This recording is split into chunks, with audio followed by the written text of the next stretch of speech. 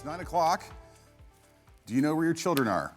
There was an actual ad when I was a kid in the United States, because I'm a Gen Xer, we're kind of free range. And there was it's 10 p.m., do you know where your children are at? Reminding parents to think about where their kids might be at 10 o'clock at night. So, welcome everyone. I usually like to actually start my talks out at like on the minute and 59 seconds, because then everyone can still be on time, but it gives you just a little bit extra time to come in the door. And usually when I say this, someone walks in the door, and I'm waiting for it to happen, and it's not. So we'll just start the talk. So welcome to Codex, the impact of English on programming languages. This is a little bit of an unusual talk. It's technical, but it's not technical. It's about languages, about programming languages, about spoken languages, and how they interact, and primarily how English impacts the programming languages we use day to day, but also what programming languages could have been. And this is sort of a fun little meander around some ideas that I have around programming languages and languages in general. So hopefully you'll enjoy the ride. Hopefully at the end of this you'll think differently about programming a little bit, which is always a good thing. And the very end, I went down this journey of, I basically asked myself a question. What would it look like if the Romans had created programming languages? This was the genesis of this talk. What would that look like? And I then set about translating JavaScript to Latin. And so we'll see what that looks like at the end. And in the process of doing that, I stumbled upon an interesting insight as to why programming languages are structured the way they are and why Latin is actually structured the way it is.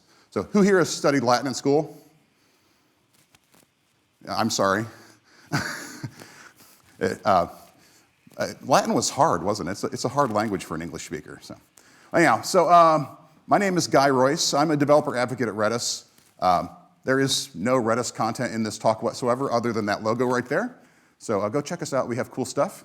And we got a booth upstairs on the 5th floor where I'm doing a demo where we find your meme twin using vector databases and other buzzwords. So there's my socials. If you haven't gotten off of them yet, I'm still on them. I occasionally post things. Any code that I've written is out there on GitHub, and I've got an out-of-date blog at guy.dev. So an important caveat before we get into this talk is these 5 letters here.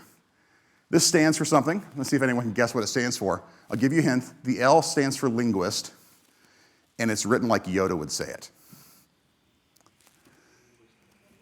A linguist I am not. I'm not a linguist. I'm a software engineer. I study languages. I like languages. I speak English, obviously. I can read Spanish and speak it as if I were 3 years old. I studied Latin. And so, there's a bit of Romance languages, Germanic languages in my background. And I like languages. I like knowing where words come from and how languages are structured. But I have no formal training. I've watched a lot of YouTube videos, and so I'm perfectly qualified to give this talk.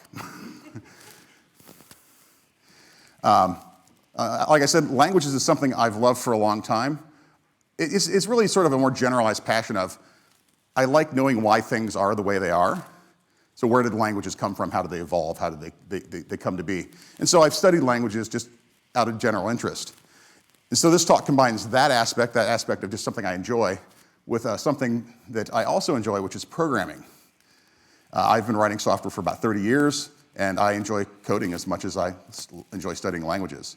And in some ways, there's a lot of parallels here. And like if you look at this rather dated JavaScript code with some embedded HTML, English is all over our programming languages. It's in all the keywords, the reserved words, it's in the structure. And so we're going to look at the ways English has impacted programming languages, and then play some what-if games. That's the idea today. So the first thing I want to ask is, are programming languages languages? So how many people have had that experience where you're like, well, I only speak English. It's like, well, but you know all these programming languages, and that's like knowing another language. That's like a foreign language. And there's a part of you that's like, no, it's not. Learning a programming language is way easier than learning, say, Russian, right? For starters, all the words are already in English. I'm just using them in slightly different ways. So it's not really a fair comparison. But another question is like, But what makes a language a language? And so maybe a programming language qualifies as a language, but it's not really a hard language. It's because if you think, what do we use programming languages for? They're a tool for communication. I have designed a thing. I need to communicate to the computer to turn it into something it can execute. But I also need to communicate to the developer who's going to read my code later and modify it. So there is a linguistic aspect to it. And so let's go to the question under the question under the question, which is, what the heck's a language? And we'll just break it apart into its two main components. A language is made up of symbols. Those are all the bits and bobs that we use when we talk or write, right? The word word is a symbol. I'm using lots of symbols right now. And so we take these symbols, and then we construct them into a grammar. Now, in human languages, these symbols are words, and the grammar is how we string these words together to make sentences and convey ideas. In programming languages, it's kind of the same thing. We got all these little characters that we're typing in. They mean different things. And when we go to parse one, we build an abstract syntax tree. And so it's got symbols and it's got a grammar. But what's a symbol? Well, I read this great paper online, and I wish I had written down the guy's name who wrote it, because I've forgotten, but credit to whoever he is. He had this idea that he felt that words, that symbols that we use, derived from indices. And he defined an index as a mark, an indication that a thing has happened. So like a footprint is an index. A footprint means it's a thing, this happened, a foot was here. And so it doesn't represent a foot, it's that it shows that a foot had been in this location at one point. So it's an index of a foot. Indices can evolve into icons, which are then you draw the thing. So if you drew a footprint, that would be an index, that would be an icon of the index. Here, I'm using a foot. And then the symbol is where the meaning gets stripped out of it and it becomes arbitrary.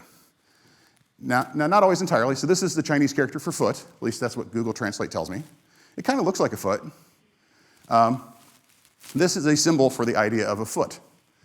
Now, in Chinese, a lot of these characters look like what they are. You can see their derivation. But in something like other languages, like in English, it's just some arbitrary sounds and some arbitrary letters that represent those sounds. And so the symbol, the word foot that I speak, is a symbol for that concept of this thing right here. But there's no correlation between the word foot and the actual concept of a foot.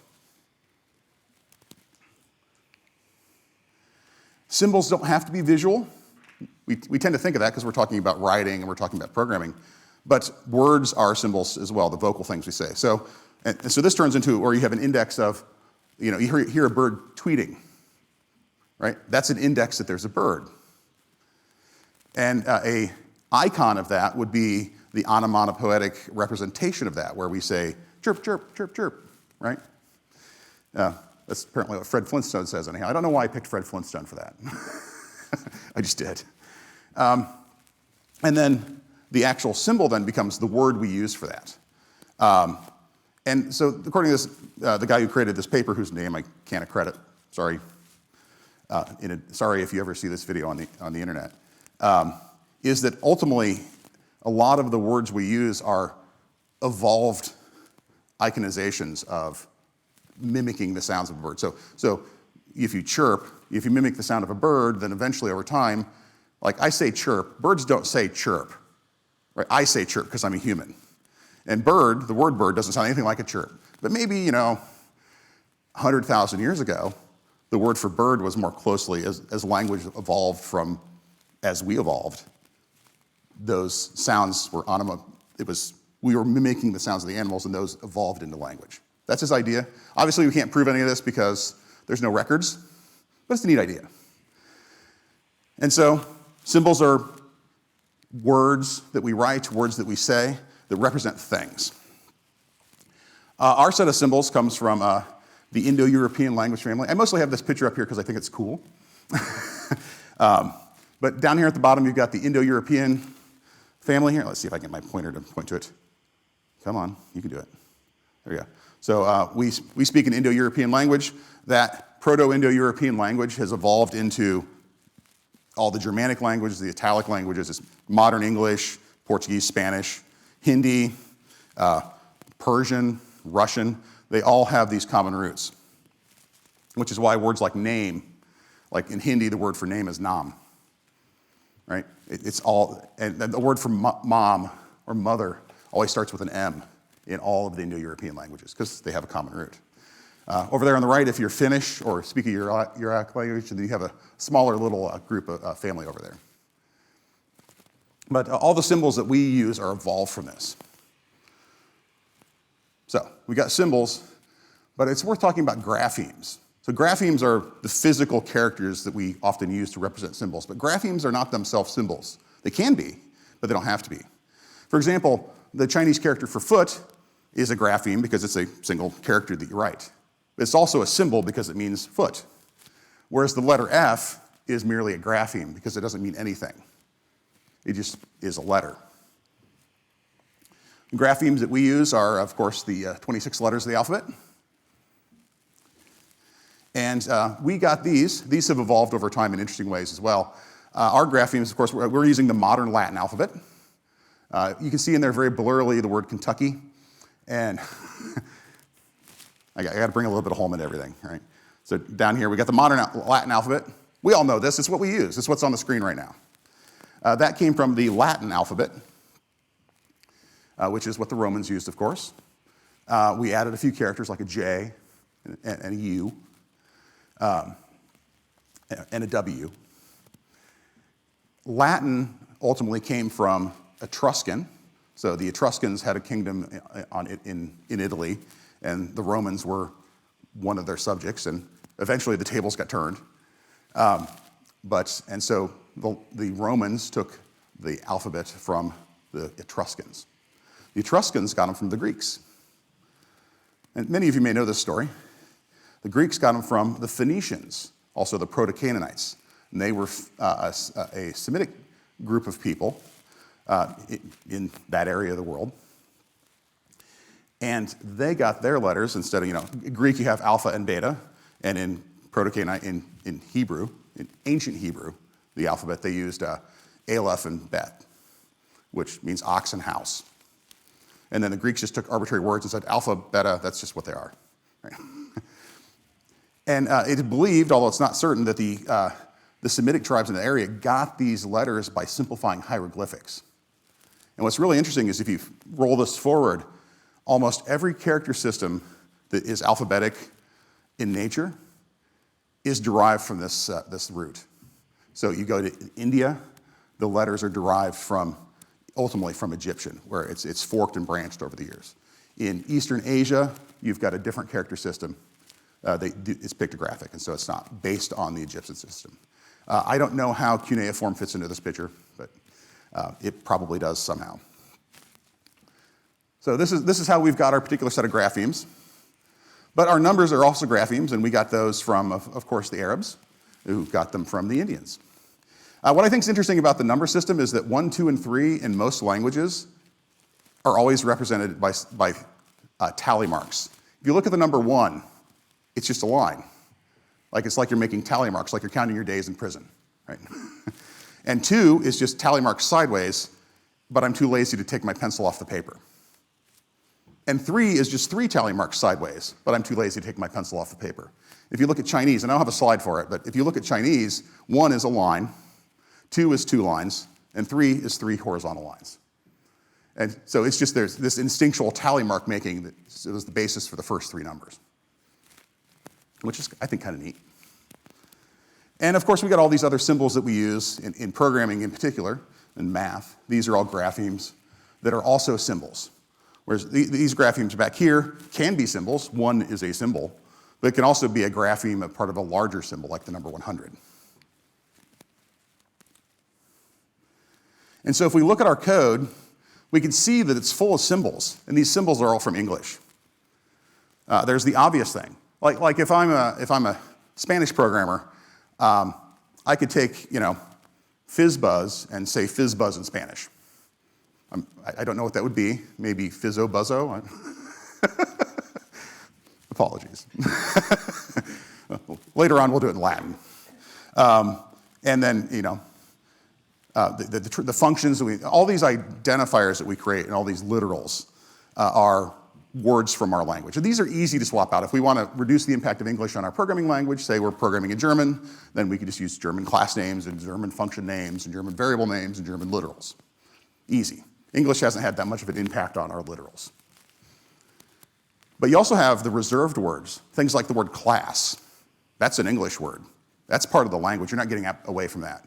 English is impacting the programming language through these reserved words. And even the other symbols that we're using, the percent signs to mean modulus, the digits themselves, the digits are pretty universal at this point. The triple equals, because this is JavaScript, that's a symbol that's very specialized, isn't it? But these are all, for the most part, inspired by English and mathematics, and they're all very Western, frankly. And it's a big impact. Now, I'm going to describe what I classified as two types of symbols, and this is where we get into the territory where I'm just making stuff up. So I've come up with these two terms. Some symbols are monographemic, meaning it's the symbol and the grapheme, it's one grapheme making up a symbol. And some words are polygraphemic, or some symbols are polygraphemic because they're made up of multiple graphemes. So a dollar sign is monographemic, means dollar. The Chinese character for foot is monographemic. It's one grapheme representing a single symbol.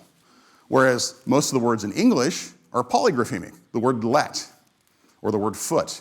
I've got several graphemes strung together to make a symbol. And I think programming languages kind of follow these conventions without us realizing them. And so there's kind of a continuum of programming languages as to whether they prefer monographemic characters or polygraphemic characters. So an example, regular expressions. That's a lot of symbols that are made up of single graphemes, or maybe two graphemes. So like if you look at this down here, so anyone know what this is a regex for? It's easier in the US. It's a US phone number. So area code, exchange, and the actual number. And so those parentheses are symbols. They mean a specific thing, and the dollar sign at the end means a specific thing. And like /D means digit. Parentheses means there's a number, or the curly braces. And then the number is then, right? This is on the monographemic side of programming languages. And these are hard to read. Like everyone says that I have a problem that I tried to solve with regular expressions, and now I have two problems, right? It's a joke for a reason. It's hard to parse something that's full of monographemic symbols. I wonder if you're Chinese, if that's true. Because Chinese is full of, I don't know, I'm guessing. But Chinese, when you learn to read Chinese, you're learning to recognize these individual symbols. Now, some of those symbols are made up of smaller symbols, and so there is composition. But that's true here, too. And so I wonder if you're a native Chinese reader, if regular expressions are easier than if you are a native English speaker and reader. Be a neat study. Someone should do it for their PhD thesis. You get other languages like, well, here we'll do some JavaScript. I'm sorry, TypeScript. It's totally TypeScript. So this has got sort of a balance between our monographemic and polygraphemic symbols. So let is a symbol. It's made up of letters. It's polygraphemic. Equals and percent and semicolon are monographemic. And this is kind of how prose looks. Like when I write a paragraph, it's got commas and quotation marks and periods, and it breaks it up and makes it a little easier to read. Now, that's because I've learned how to read text that's made up of lots of words made of letters with commas and quotation marks and semicolons and dashes, separating them. And so this is easier for, I think, Westerners to read because of the nature of our language. This is a way that English is impacting our programming languages. And then you have languages like COBOL. Anyone here ever program in COBOL? Wow, I'm not the only person. It's so great. So this is, there are other ways to write this, but languages like COBOL have very few symbols that are monographemic, and it has lots of words. It was intended to read like English. And so add 100 to number giving new number. That's a valid line of COBOL code. Now, you'll notice that I put Ruby over there towards the COBOL side because it actually tends to be kind of wordy and less symbol-y. And on the left, the far left, I put APL, which is a really weird one. And so if you look at our code here, it's kind of that balance between polygraphemic and monographemic symbols. It's got enough to break it up to make it readable, but not so much that we are busy looking at all the individual little symbols. And you can see this in the text that we read as well. So here is, this is actually, anyone remember Puppet? It was a DevOpsy tool for doing, I'm not a DevOps person, so I just know that it was like a thing for configuring servers and that kind of stuff. Someone took a Markov chain and combined The Mountains of Madness by H.P. Lovecraft with the Puppet documentation, and this is what it generated. Earl Sawyer suggested that help be asked from Aylesbury or Arkham, but others maintain it would be unnecessary to know the origin of the symbols if, as he suspected, they were used as a temporary measure while renaming variables. At length, they emerged on a muddy road to find the server, how to authenticate it, and more. And so, but when we look at this text, I've highlighted in red all the symbols that are breaking up to make it a little more readable. Metaparameters are parameters that work with any resource type, semicolon. They are part of the actual, though unrecognized, mirage of the dead city. Probably should be a period at the end of that. But. So when we put these symbols in there, it makes it easier to read, and so our code reflects this sort of nature of English. Whereas in Chinese, I typed the doom that came to Puppet into Google Translate, and this is what it spit out. I have no idea if this is correct. It's probably wrong, but I'm going to get a tattoo of it just for irony. This is just all single monographemic symbols. This is how Chinese reads. So that's about symbols and graphemes and how we represent things with text. Let's look at grammar next. So this is the other half of a language. You've got your symbols and you have your grammar, which assembles those symbols into ways that convey meaning. So what's a grammar? Well, there's two types of grammar. There's positional grammar, which we're going to talk about first. This is what English uses for the most part. Chinese uses this very heavily. And this is where the word order determines their grammatical meaning. So in English, the node writes a byte is a simple sentence. It's got a subject, the node. The subject comes first. It's got a verb, writes. The verb comes second. And it has a direct object, a byte, which is next after the verb. And so English has a subject-verb-object order. And we just say things in this order, and it works. That's a positional grammar. Grammar can be in different orders. For example, a byte, the node writes, yes? Right? So we can rearrange those. Not everyone writes in the same order as English. German, I believe, is subject-object-verb, which is the most common in spoken languages. English is, the subject-verb-object is less common. And George Lucas actually picked this because this is the least common word order for human languages, so it would sound the most alien. Because Yoda is like, it's object, subject, verb. Most languages tend to use subject, object, verb because it creates drama in the sentence. You're saying all the things, but you don't know what's happened yet. It's like, okay, we've got a byte, yeah, and we got a node, yeah, but what happened? Well, it wrote it. But that creates a little bit of tension and drama in the sentence. And so we can use positional word order to do that, as one style of grammar. The other style of grammar is inflective grammar. And English has this as well, where we modify the word to change its grammatical meaning. We do this with plurals, so nodes and bytes. We put the S on the end, and it changes the word. The word still means the same symbol, but it has a different grammatical function. And we can change, well, in the case of write and wrote, this is a strong verb, so you got write, wrote, written. But in other words, we'll just put an ED on the end of it, or whatever. And so we change the verb to reflect its grammatical purpose. So this makes it past tense. You can also do this with possessives. So you'll put an apostrophe S on it to make something, Bob's Burgers. I don't know if that show's made it to the UK or not, but it hasn't, okay. it didn't diminish my point, I was just curious.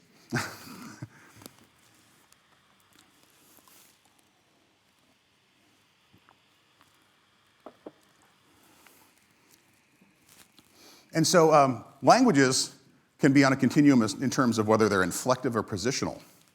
And some languages are highly inflective, and some things are highly positional. And so Chinese is highly positional, Latin is highly inflective, English is kind of somewhere in the middle. It's primarily positional, and has been evolving over the last 1,000 years to become more and more positional and less inflective. But we still have inflective elements, like plurals and like possession and those sorts of things. And this grammar impacts our programming languages.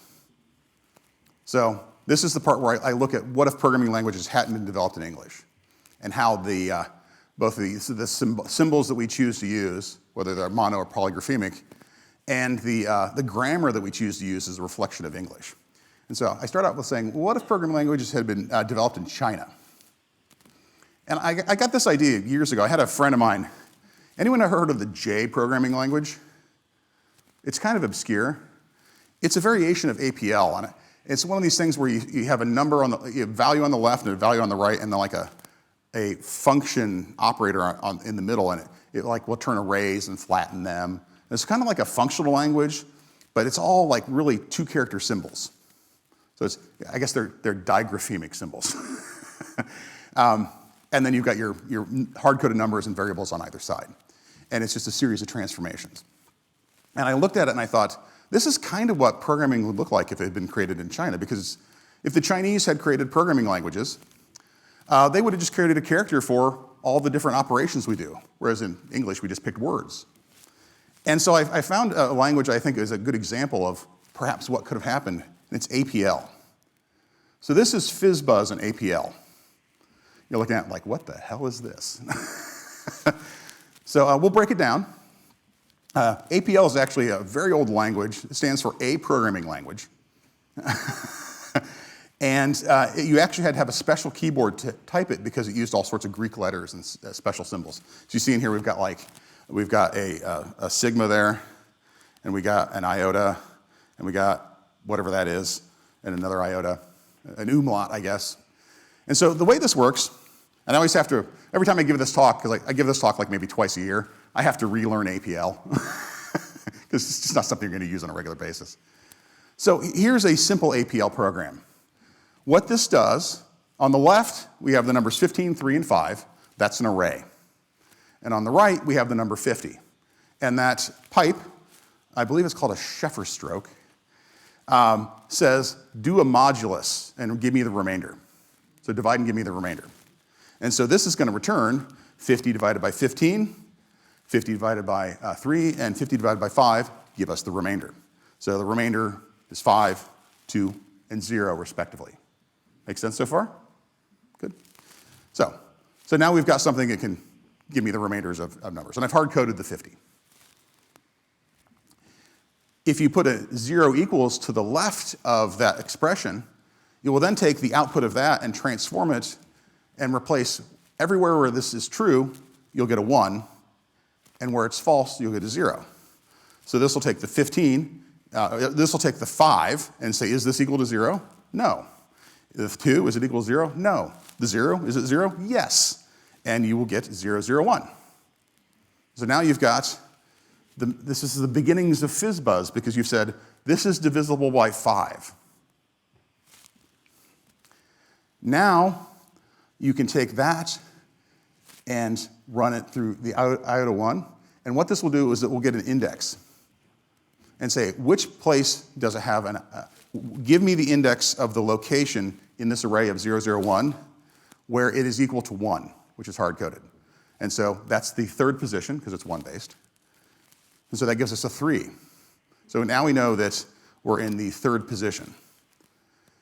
And then we can take that and put it inside of square brackets and use it as an index to an array of hard-coded string literals. And the comma 50 is the default. So that 3 goes to the third element, which is buzz, and this returns buzz. So this is an implementation of FizzBuzz for the number 50 in APL. And then we can wrap it all up in curly braces, which is an iterator. So the umlaut iota 100 is code saying, go over the code inside the curly braces 100 times with an I from 1 to 100. And then that will give you all the FizzBuzz values from 1 to 100. Totally stole it from this URL right here. So this is APL. Aren't you glad you don't work in this programming language on a daily basis? But this is really lots and lots of symbols and not a lot of monographemic symbols and not polygraphemic symbols. And so I think if programming language had been made by the Chinese, it might look something like this. Obviously, I'm an expert speaking outside of my field, so take this all with a grain of salt. So let's look at what would happen if the Romans had created a programming language. And you can't talk about Latin without bringing up Monty Python. Romanes eunt domus. People called the Romans, they go, the house. Now, don't do it again. Yeah. Latin, as I mentioned earlier, has a inflective grammar. And so order doesn't matter. They had a preferred order with subject, object, verb. But you didn't have to use it in that order. This is a modern Latin. There's a little bit of modern Latin vocabulary. This is nodus octetum scribit. Nodus means node. Octetum means byte, because this is how the Romans coded. They used bytes as well. There's a modern Latin word for byte. And scribit means it writes. So this is the node, a byte, it writes. But in Latin, I can rearrange these words into any order, and it says exactly the same thing, maybe with some emphasis. So if I say octetum nodus scribit, I'm emphasizing the fact that the byte is the thing. It's like stressing the byte. It's kind of in English as if I'd said the node writes a byte as opposed to the node writes a byte. Whereas if I say like scribit nodus octetum, I'm saying the node writes a byte. So it's not exactly the same. It does have different, there is a shade of meaning there in the Latin, but grammatically this says exactly the same thing, which is a little weird for an English speaker. The way it does it is that the endings, the inflections, convey the grammatical purpose of the sentence. So the US on the end of nodus means it's the subject, and it also means it's singular. If it was plural, it would be nodi, or nodi. Octetum, the UM, means it's the direct object. If it was US, it would be the subject. And scribit, the IT, means it writes. And so Latin, because it has these encodings for the grammar at the end of the words, you can rearrange the words and everyone still knows what it means. You can actually do things because the adjectives and nouns have to agree. You can do things like put the noun, the subject, at the beginning of a sentence and an adjective at the end of it and they would do this kind of stuff in poetry to get the rhythm correct in the poetry. There's an entire system in Latin of declination of nouns. There's actually 5 different declinations. And they have different endings, and so nominative, singular, and plural are different. So nodus, nodi. A genitive shows possession. You see that orum. Maybe you've heard the expression rex, rexorum. Rex is nominative, singular for king. Rexorum is plural genitive. So it's king of kings. The king's king. Dative is the indirect object. Accusative is the direct object. And ablative is what you use in prepositions. There's actually a 6th one here that is never on the charts, but it's called evocative. And that's when you say someone's name, like you call out their name, you put an E on the end of it, an A. So Brutus, who famously stabbed Caesar, when Caesar died, according to Shakespeare, said, et tu, Brute, because he was using it. It's like if I was calling out to Brutus in a crowd, Brute, Brute, that's how I would do it. And so that's why Caesar wrote it that way. Whereas if you just said, Brutus ate a chickpea, you would say Brutus, and you use the nominative.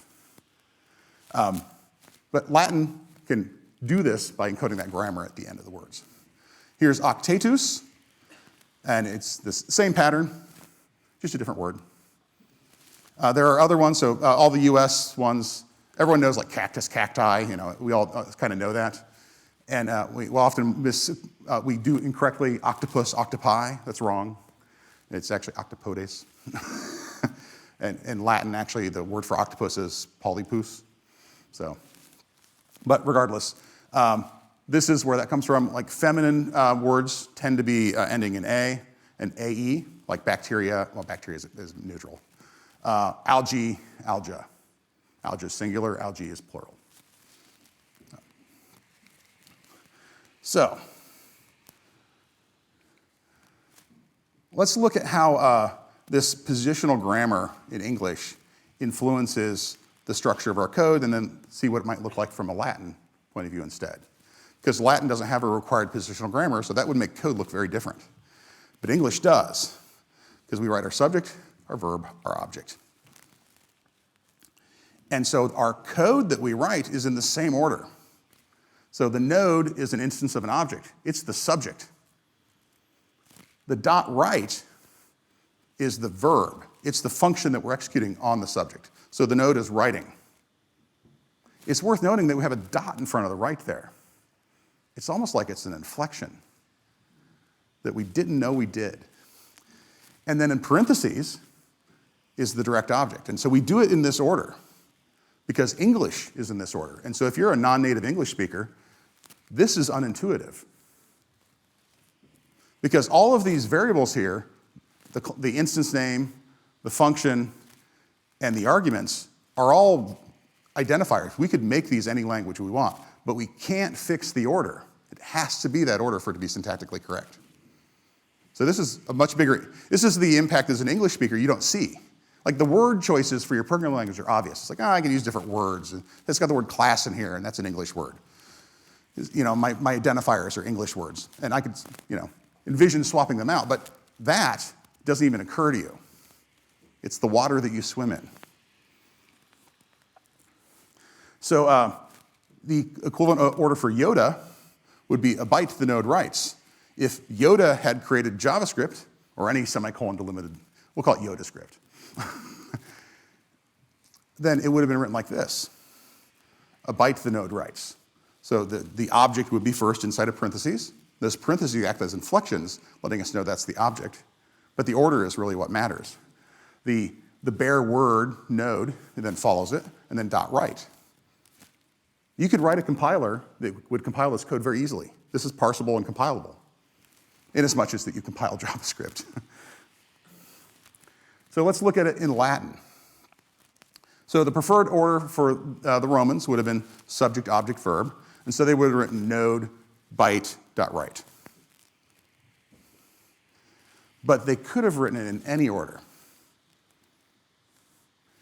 I could write a parser that could turn that into running code. Any of us who have written programming languages could do that. The one thing that's missing here is you need a semicolon at the end to know the sentence end, or a new line. But this is a compilable code. And so what happened here, and this is the part that I think is really neat, is that we put inflections on our JavaScript code and in our curly brace, semicolon, curly brace limited code, C, C#, JavaScript, all of them. We put inflections on it without realizing it. We didn't really need them because we had word order already.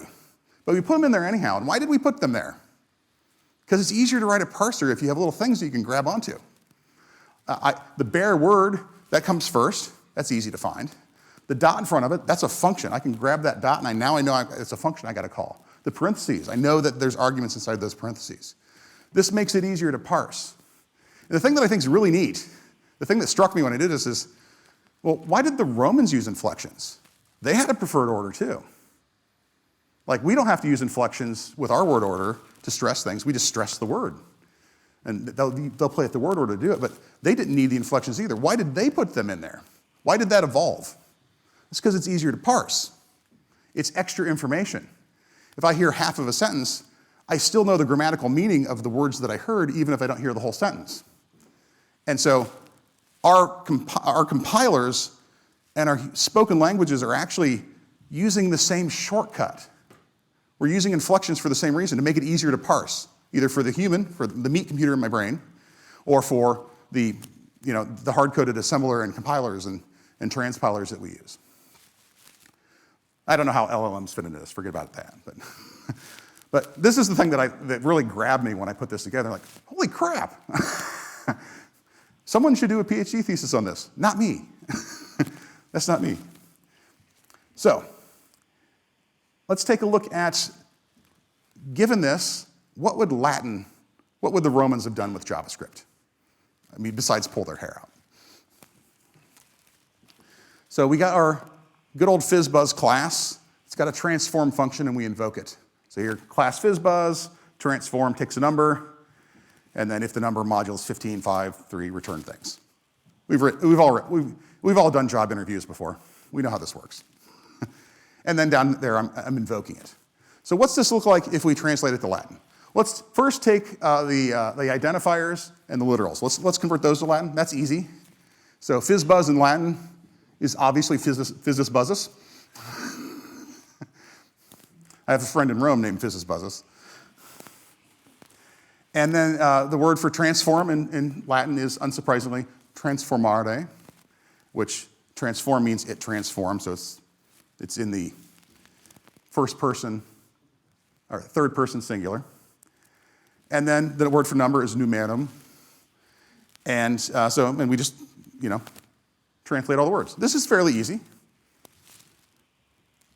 The Romans used Roman numerals. I don't think this would compile, but you could probably figure out a way to make it work. But we'll just throw those in there for fun. Let's go ahead and take a look at the key words.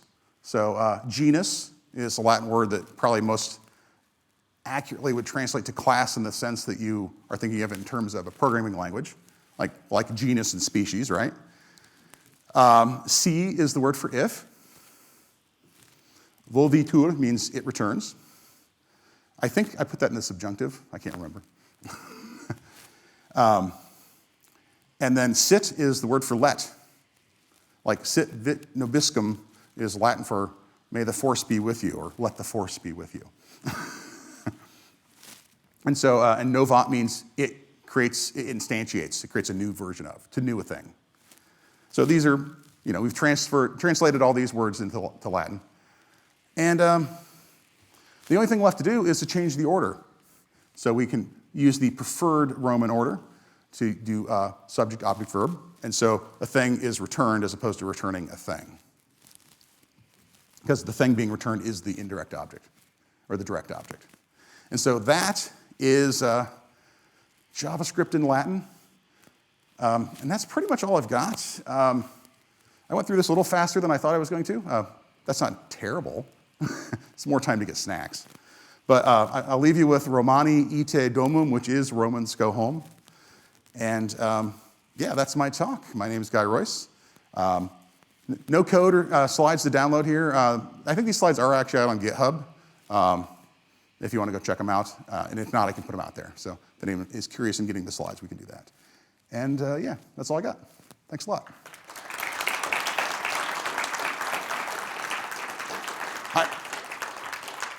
We got about 50 minutes. I can take questions if you like. Or you can leave, that's fine too. Yeah. I've got one, in the talk yesterday, a fellow was saying that Finnish is a language out on its own.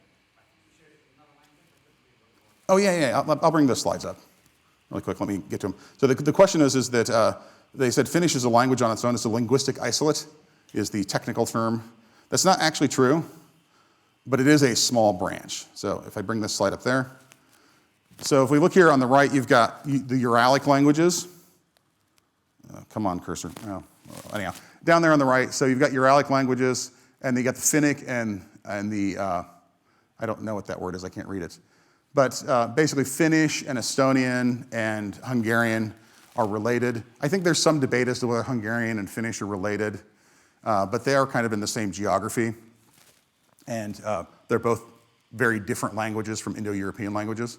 And Hungarian famously has I think 83 noun cases or something ridiculous like that. Latin's got 5 declensions. Hungarian has 83. So, but yeah. Part of me wants to learn Finnish, and part of me thinks it's a terrible idea. Yeah. I can't see it on there, but I've heard that class has So the comment was that Basque may have, it's not on here, and she's heard that Basque has a connection to Finnish as well. Some people have hypothesized that. Other people disagree. It's, one of those things that people write papers about, and we'll probably never know because we don't have any. The problem with studying languages, to be honest, like Indo-European on here, is not a language that we found records of. It was reverse engineered. We took all the languages that are related and looked at how sounds evolved as we said the languages, and then worked backwards from languages we had information about to create Proto-Indo-European. And so you can go in and look at Proto-Indo-European dictionaries and stuff online, and there's a language and people will speak it, but we have no way of knowing whether it's really correct or not. It's just, it's because it's reverse engineered. It's our best guess. So, yeah. I think you were saying about cuneiform. The consensus, I think, is it predates hieroglyphics by a few hundred years?